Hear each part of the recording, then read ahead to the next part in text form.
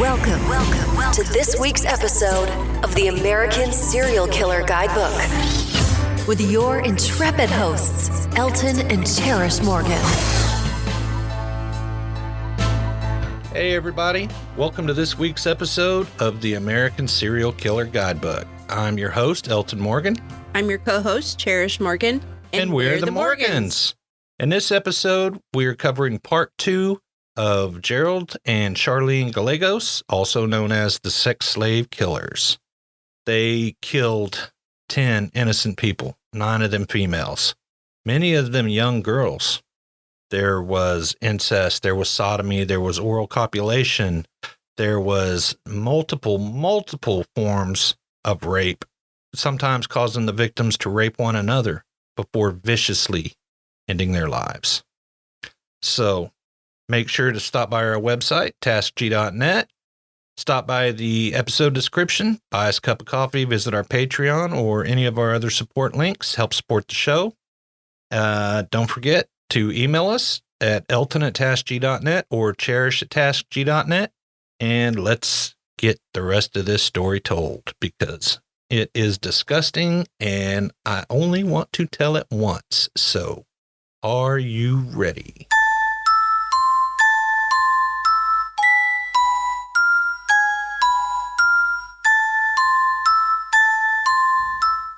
In our last episode, we had just finished with the discovery of Karen and Stacy. Their bodies ravaged by coyotes, discovered by picnickers 20 miles outside of Lovelock, Nevada. They'd both been raped, and Gerald Gallegos had ended their lives with a hammer to the head. So, in May of 1980, Charlene, who had been forced to have an abortion the previous year by Gerald, she discovered she was pregnant again. She is terrified of telling Gerald. What's he going to do? He's going to flip out. Is he going to kill me this time? What's going to happen? So she was completely shocked when she told him, and he seemed happy about it. Well, in Gerald's mind, he had already taken many lives. So the idea that he was creating life, that just set him over the top. He could do it all. He was a god. That just boosted his ego like nothing else. And he figured, well, a man, a wife, and a child, a good, wholesome, decent family image. I mean, that was the perfect cover for what they were doing. Nobody would ever suspect a decent family with a child of raping and murdering young women. So he saw his family and his child as an opportunity to continue raping and murdering unabated. That's what a child meant to him. So that purely selfish. Yeah.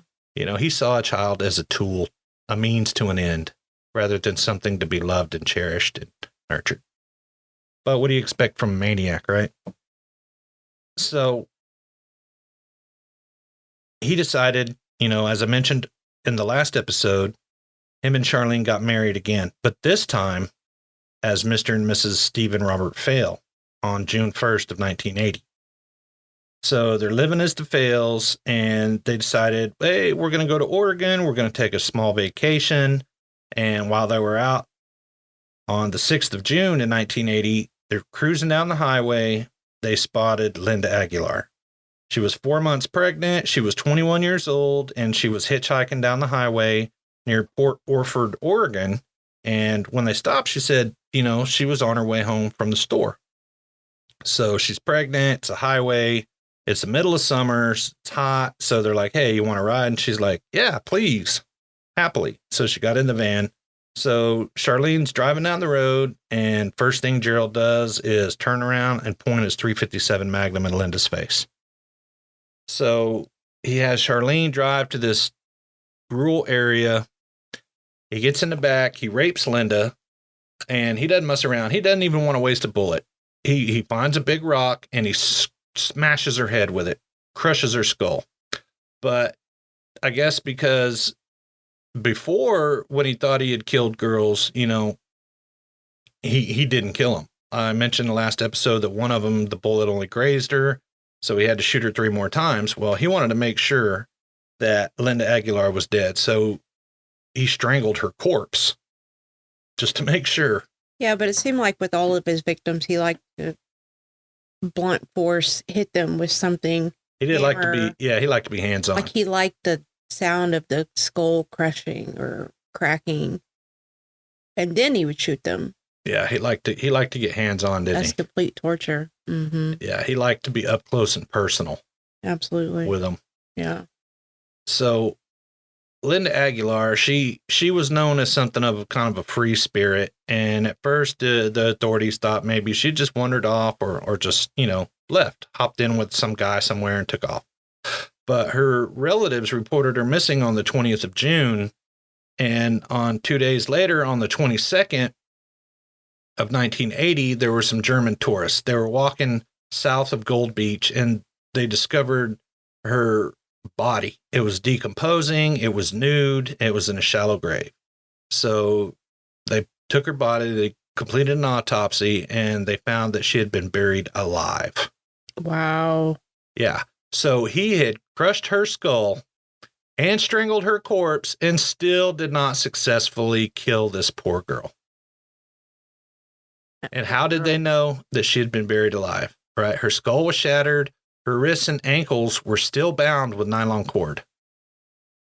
But they found sand in her nose, her mouth, and her throat, which means that after he smashed her skull, after he strangled her, he buried her in the sand in a shallow grave. She woke up after they left, and she started to panic and she started to struggle. And when she did, she started inhaling sand and she suffocated. Oh, bless her heart. So she survived all of that just to suffocate in the fucking sand. That's, oh my God, that's so cruel. That's almost unbelievable. So he and Charlene, they spent July 16th of 1980, which was Gerald's 34th birthday, right? They were partying. They were just getting hammered drunk. And they were at the Sail Inn, which was a bar in West Sacramento. Gerald, as usual, he was getting belligerent. He was getting loud. And they had a barmaid who was serving their drinks. Her name was Virginia Mokel. And he wasn't paying any particular attention to her. But when it came time to close, Gerald told Charlene, he's like, I'm not ready. And I don't want the party to stop. So they decide to wait in the parking lot. And they see Virginia come out. Once she gets done locking up the bars, they see her walking across the parking lot. Gerald jumps out. He forces her into the van with his .357. Get in. I'm going to fucking shoot you. So he rapes her repeatedly. And afterwards, according to Charlene, Virginia's begging him, please just kill me. It broke her. Being raped and kidnapped like that in the van at gunpoint, and she would rather die than continue to live. Hard. Yeah, so she's begging him to kill her, and he did. He strangled her, and then they drove out by a pond, dumped her body off in the bushes. When they found her body, they found her skeletal remains. She was still bound with nylon fishing line. They found her in the bushes outside of Clarksburg, California, on the 30th of October in 1980. He killed her on the 16th of July. So then there's August, September, October. That's three and a half months she laid out there in those bushes. Yeah. Poor thing. He didn't seem to put a lot of effort into hiding the bodies either. He just kind of a little bit off the road, off the beaten trail, and then dump them. And he was drunk. So he did, and he was probably tired from raping. Yeah. So he just pulled up to some pond out in the middle of nowhere and some bushes and tossed her off.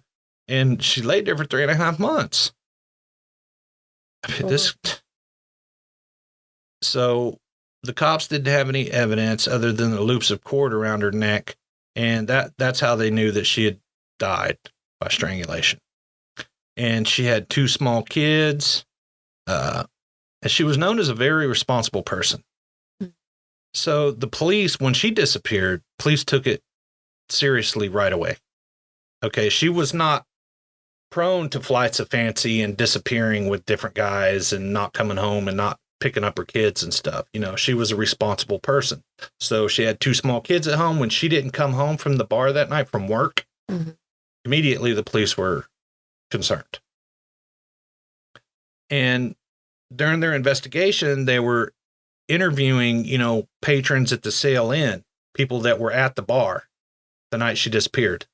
And a bunch of the people reported that, hey, you know, they had seen her with these 2 strangers, a guy named Steven and his girlfriend Charlene had come into the bar that night. Well, police managed to track Gerald down at his new bartending job. And he admitted that he'd been at the Sail Inn that night, but he said he didn't know anything about Virginia Mokel. Well, when they talked to Charlene, she gave similar answers, but she told the police offhandedly that she and her boyfriend had been fishing that day. Right? Well, when Virginia's body was found, her hands were tied up with fishing line. Well, that made the detectives think, okay, they had been fishing. She was found with fishing line. Maybe these 2, you know, are in on it. Yeah. So she was trying to come up with an excuse with an alibi and inadvertently kind of tied them to the crime. Right. Good. Right. Yeah. And that raised the detectives' suspicions, but they didn't have anything solid against them. So, you know, the investigation, it just kind of petered out. Yeah. They didn't have anything else going. Well, Gerald and Charlene were starting to really not get along. You know, he'd always been quick to beat up on her and stuff, but he started getting even more violent. And by September of 1980, Charlene was like, you know what? I don't want to fucking deal with this anymore. I'm leaving. I'm going to stay with my parents. So Gerald's like, all right, fuck you. I'm out. So he left town and he ended up going and hooking back up with an old girlfriend. But by November, he was back. And Charlene, I guess she missed him. She missed her bad boy, and she agreed to see him.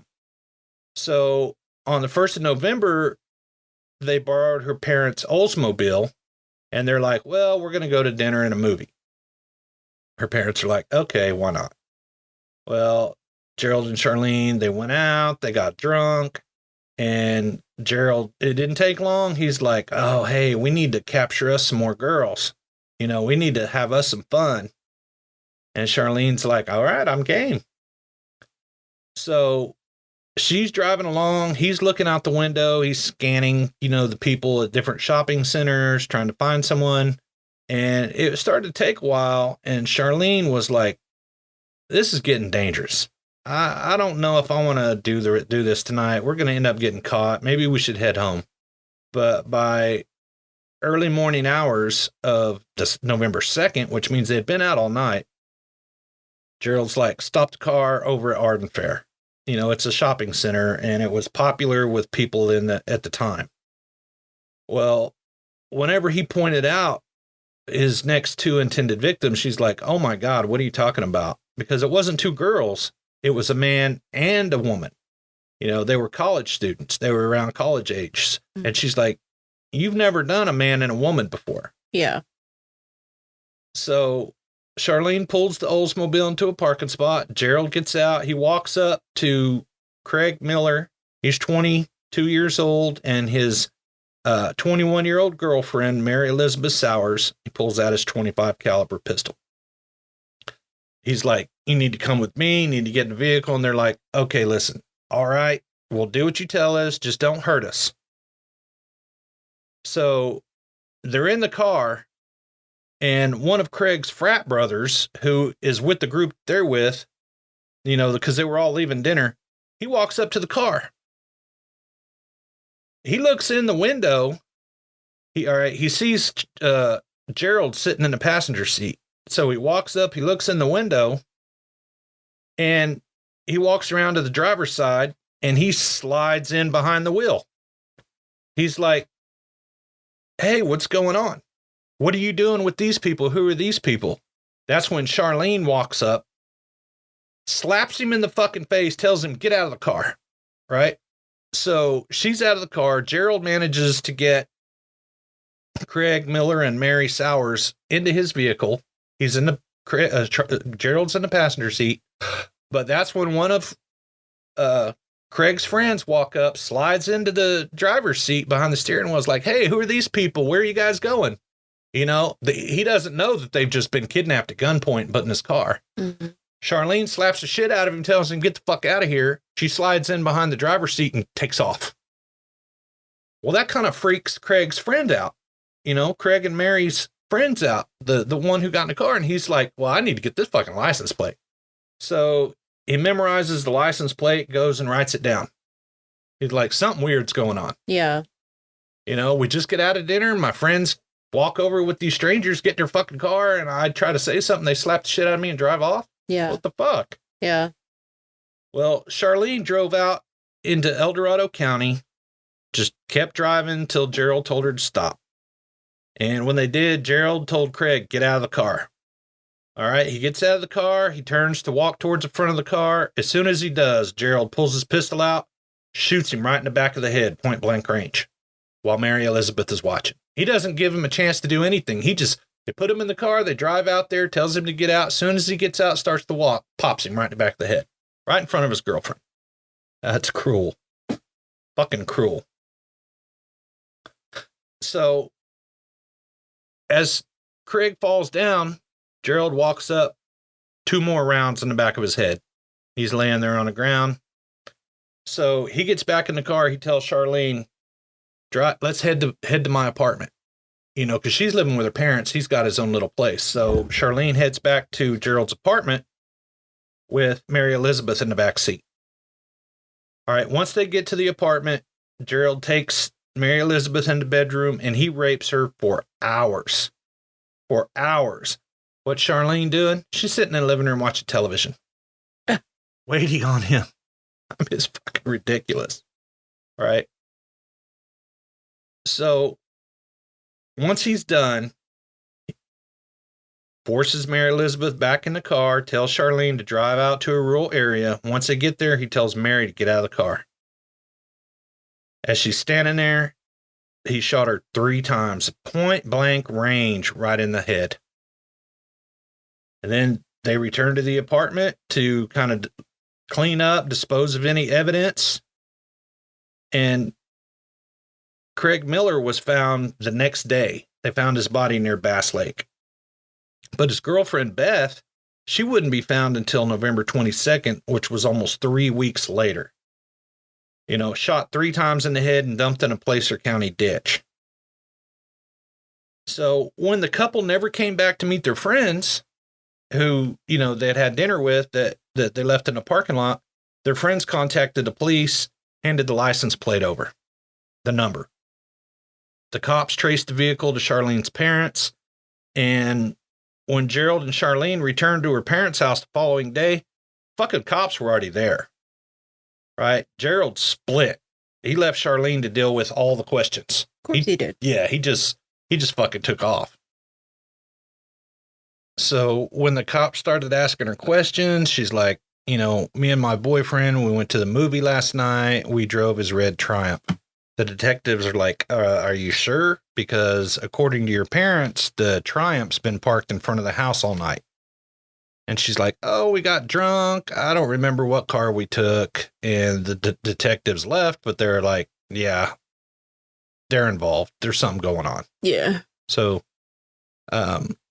Gerald's like, all right, Craig Miller's body, I didn't conceal it in any way. I just shot his ass and left him laying there. I need to go hide the body before the police find it.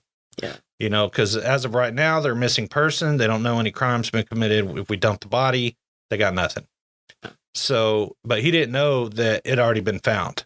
So that night when him and Charlene went looking for it, poof, no body. Yeah. Kind of hard to deny a tag number. Yeah. But the cops, the last people they were seen with was Charlene and Gerald, but that's all the cops had.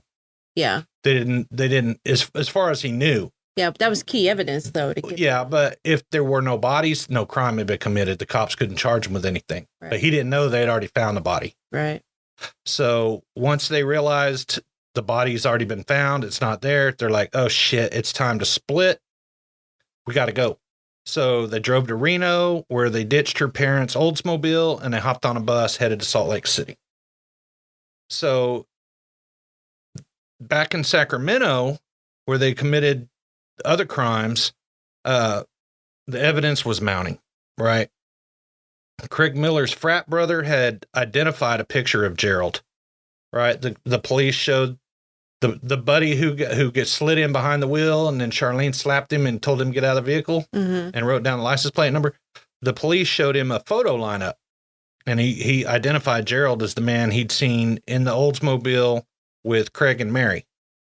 So Charlene's dad, Charles William, told the cops that, Stephen Fail's real name is Gerald Gallego, right? Him and his wife had already covered for Gerald before. When his daughter filed all those charges, they got him a new name. They helped him out, tried to help their daughter out.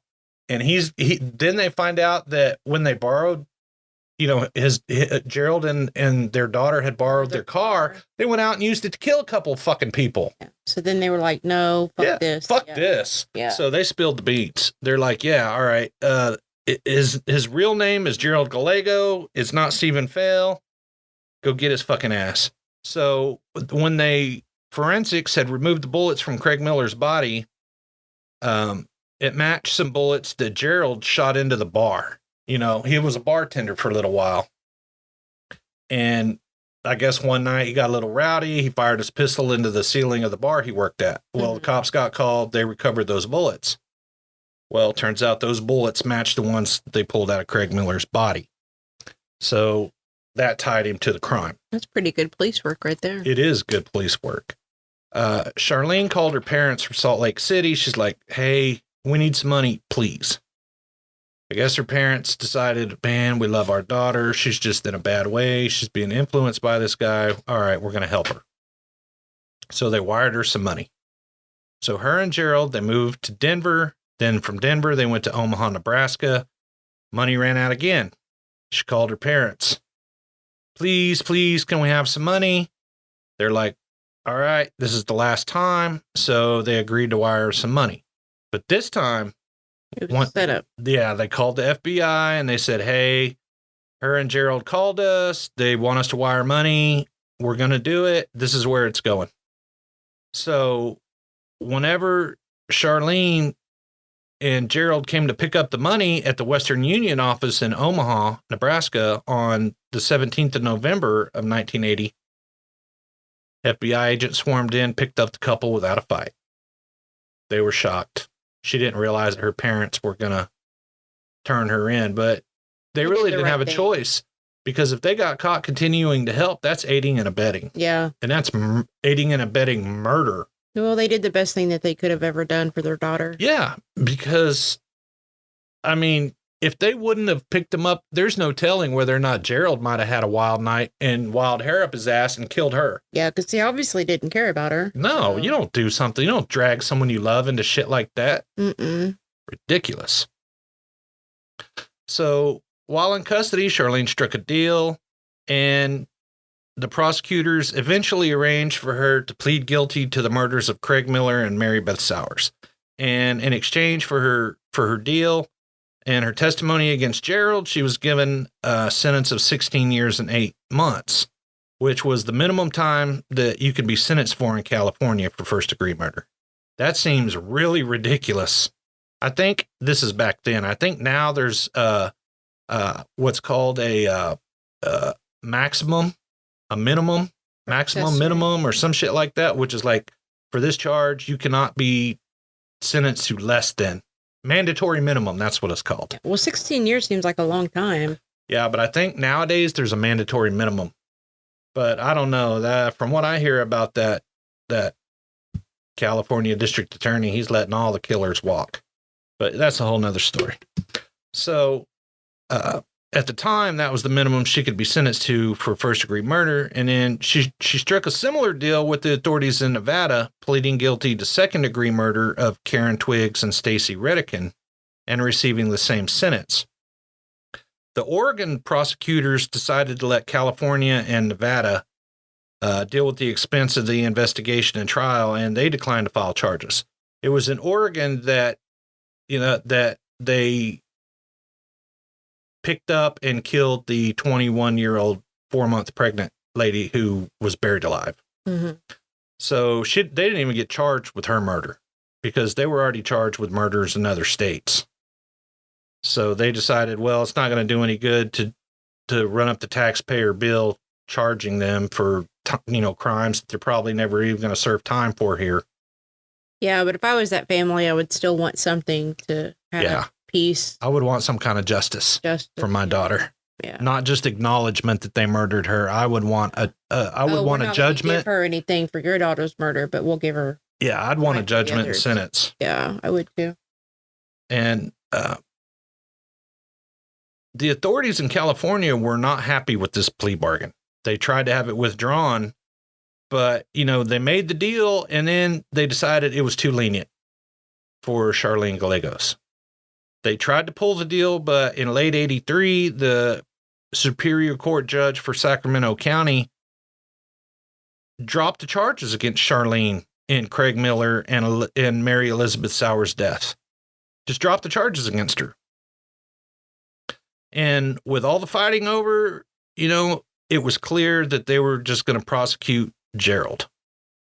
So Gallego became the target of a public subscription campaign with California residents. People wanted him prosecuted so bad, and I guess the state was running low on funds, that people put together a fund and civilians donated $23,000 to help convict. To help support the cost of his prosecution. Mm-hmm. They're like, we know it's costing taxpayer money. Here's extra money to make sure that you can do the best job that you can to prosecute this fucking guy. Yeah. I mean, when regular citizens are donating money usually it's to a defense fund. This is to a prosecution fund. They wanted him off the streets. I'm not 100% sure, but I think they still do that till this day. People donate money and you really got to want somebody off the streets for people to dig into their own pockets. Yeah. To support the prosecution. Yeah. And Gerald, he had a lot of hubris. He was arrogant, so he decided to be his own attorney. And he started screwing up right away by deferring his right to an opening statement until after the prosecution had made its own statement. So he let prosecution go first when he should have went first. Mm-hmm. Okay, that's the first thing he did wrong. And then he continued to damage his credibility by he didn't even offer to cross-examine Charlene's mom, Mercedes Williams, who was one of the prosecution's most effective witnesses. He didn't even cross-examine her. He did cross-examine Charlene, but he took 6 days to do it. Yeah, but he had more control over Charlene, and he didn't know what the mom was going to say. Right. Pop out of her mouth. Right. So he decided he knew that she had information that could make him look bad, so he thought he was going to be smart by avoiding cross-examining her. And he thought that he could control Charlene from the stand. Right. And intimidate her and make her maybe recant or retract her testimony by being in her face. Yeah. That's why he cross-examined her for 6 days straight, trying to wear her down. Break her down, yeah. And Charlene's defense for her lack of action during the prosecution's questioning was that she had been afraid, that he had beat her, he had threatened her, and he kept all the money she made. And whenever she started to express any doubt or displeasure, he would shame her, saying she wasn't a girl with heart, that he thought she was. He tried to undermine her credibility during cross-examination, offering a love note that she'd written him after their capture. Right? He's like, you loved me at one point. Yeah, you loved me, blah, blah, blah. Now you're just trying to get me back. And he portrayed her as a drug addict, as unstable. He managed to get her to admit that she had a lesbian affair while she was in jail, waiting trial, trying to show the jurors that, oh, she's a homosexual. She's, morally deficient. She's not a decent or clean person, because back then people had a very, very negative outlook on homosexuality. Right. So if you were a homosexual or bisexual, you were considered deviant. You were considered a evil person, unchristian, all that shit. Yeah. All that bullshit. So the fact that she had helped him kill people, she had helped him rape people, and now she was having lesbian sex in jail, and she was sending him love notes. She was unstable. She was all over the place, right? Like, she was not a sane, psychologically sound person. No psychologically sound person does all this contradictory stuff. But during his final day of questioning, he said, "Ms. Gallego, isn't the bottom line of your deal with the authorities to blame both these murders on me to save yourself?" And she shot back at him, "No, it is not." And you would think it'd be impossible for him to fuck his own case up anymore, but he managed to. All right. He put himself on the stand. I don't even know how you do that. I don't either without representation. Right. You put yourself on the stand. So you sit on the stand. You stand in front of it, you ask a question, then you get on the stand and you answer it. Is that how that works? I didn't even know that was a thing. I don't know. But when he did it, it let prosecutors catch him in a ton of inconsistencies in his stories. And in his closing statement, he admitted, hey, quote unquote, I took a legal licking. But he asked the jury to believe him on faith. Well, they didn't. On the 21st of June, 1983, Gerald Gallego was sentenced to death for the murders of Craig Miller and Mary Beth Sowers. Men like that think that they can just manipulate and dominate, intimidate their way through anything and anybody.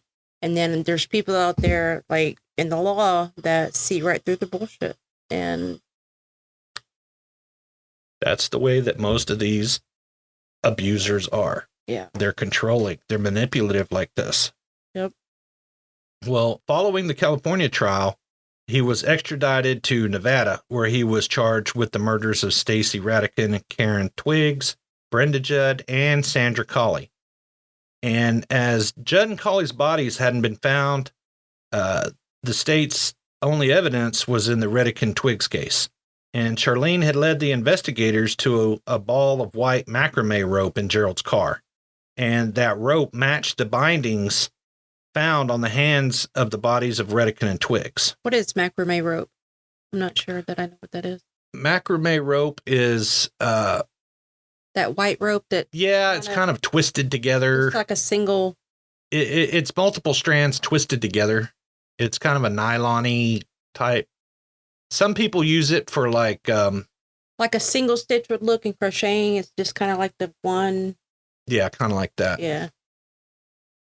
Well, Gerald's second trial began on May 23rd of 84 in Pershing County, Nevada. And this time he kind of smartened up a little bit. He let a public defender named Gary Marr handle his case. And the strategy this time was to try and discredit Charlene's testimony. It didn't work before. And she was the state star witness. She gave detailed information about the last hours of Stacy Redican and Karen Twiggs. But unfortunately for Gerald, Gary Marr, his public defender, didn't have any more luck swaying the jury than he did. And it took the jury just 2.5 hours to return a guilty verdict. He was again sentenced to death, and he became one of the few American criminals with the distinction of being on death row in 2 states at the same time. And remember, his dad was the first man gassed in what was it, Alabama? Mississippi. Mississippi, yeah, Mississippi. So, I mean, he's following daddy's footsteps. Well, Charlene Gallego, who had been known since the 80s by her maiden name of Charlene Williams, was released from a Nevada prison in 1997. She didn't tell the authorities where she was headed, but she did agree to register as a felon wherever she decided to take up residence. Mercedes Williams, her mom, who raised Charlene's son, that was born in prison, because remember, when she told him she was pregnant again, he was happy that time. Yeah. But by the time baby was born, she was in prison. Her mom said that Charlene left California and was never coming back. Well, the attorney Brent Colvett told the Las Vegas Review-Journal that Gallego was not interested in representing himself as much as he wanted someone other than a public defender, Stephen McGuire, to represent him. And nor was Gallego cooperative during the penalty hearing. All right, his behavior, he was turning his back on the judge. He was acting out and misbehaving in court, so he needed an attorney to represent him. And after his 1984 death sentence for the kidnap murders of Stacy Redican and Karen Twiggs was reversed on appeal, which it was, he appealed it and they reversed his conviction, or his sentence anyway, his death sentence, right? They decided, okay, there was something wrong with the trial, so they threw out his original death sentence and set him for a new sentencing hearing. Well, guess what? He got a new penalty hearing in 1999. Worse. It took the jury less than an hour to sentence him to death for a second time for the murder of those two young women. So he got his original death sentence thrown out only to be sentenced to death again. Fucking waste of time. And since he was convicted, he continued to proclaim his innocence, most do.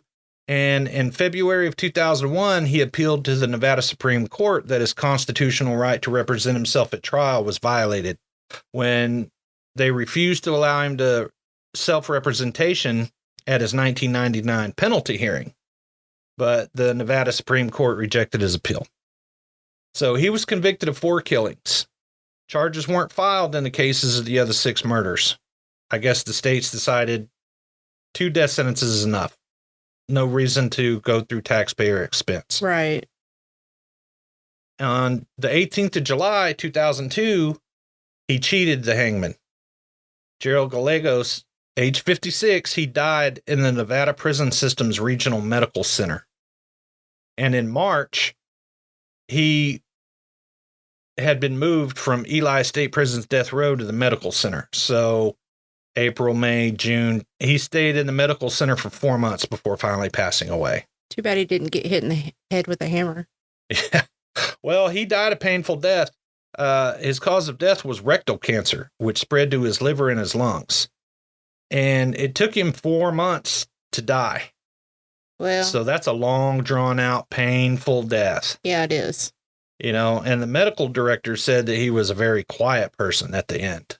I guess when you finally realize that you're going to die, because he wasn't sick when he was going through court. He was cocky. He still had that mentality he was going to live forever. But now that he knows that he's going to die and he's going to have to face judgment. Yeah. That's when reality slaps you in the fucking face. Yeah, karma's a bitch. Oh my God. I'm going to have, if I go before God, if he believes in God, that he's going to have to face judgment for those, you know? And he was reasonable about no extra treatment. He didn't want any. He had a DNR, do not resuscitate. And he didn't make any final statements. He didn't have any final visitors. And he got lucky enough to be heavily sedated before he died. So he died heavily sedated, you know, so he didn't suffer too much. He must have been in bad shape. Really bad shape. Yeah. I have known friends and family members who died of cancer, and I've seen them there towards the end. Yeah. It's not good. Well, okay, like I mentioned, Charlene Gallego, she got out of prison in 97. She changed her name and disappeared. Okay, I do happen to know the name she took and where she lives now. Her new name is Mary Martinez, and she lives, guess what? Back in California, little place called Fair Oaks. She and her husband run a charity, and from some of my research, it looks like there have been quite a few people that have called that charity into question and say that they are actually using it to defraud people. I do not know this either way. This is just what I've read online. Those are just accusations that I've read. I'm not saying that they're true. I'm not saying that they're not true. But I do know that that is her name and that is where she lives. As far as I know, her charity could be 100% legit and it could be helping people. I don't know. I'm just conveying the information that I found online, both sides of the story. It's up to you. Do your own research. You decide. But we want to thank you for stopping in, for checking out the second half, episode 2, learning about the sex slave killers. Man, I'll tell you what, after reading this stuff and researching this, to know that there are people out there that can commit these types of crimes, that could do these types of things, not just to other people, but to children. Yeah. It's a scary thought. We have kids. Our kids are out there in this world and they're adults now, and we never know who they're going to come across. We're not there to protect them. All we can do is just pray that they never come across people like this. It's a scary world, ladies and gentlemen. Scary, scary world. We want to thank you, like I said, for stopping in, for listening to this episode. Make sure to catch our next one. Visit us at TASKG.net. Make sure while you're there to check out our blog.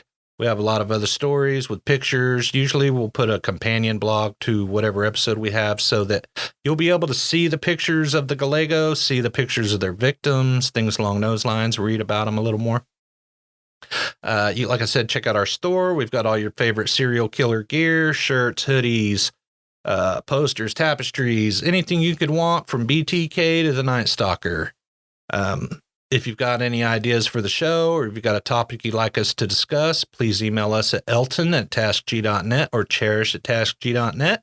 Stop by the episode summary. You can buy us a cup of coffee. You can contribute to our Patreon or use any of our other links to help support the show. This stuff's not free. It costs to host.